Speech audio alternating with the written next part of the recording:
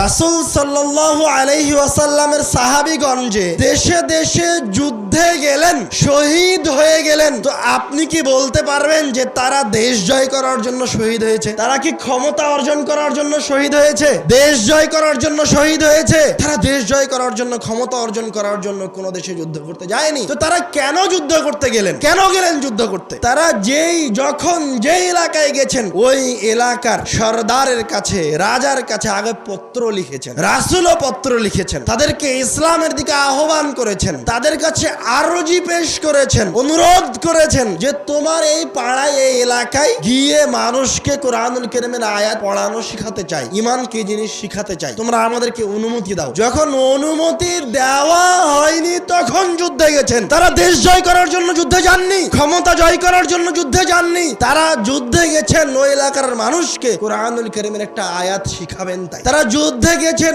এই জন্য যে ওই এলাকার মানুষকে ঈমান কি জিনিস সেটা শিখাবেন তাই।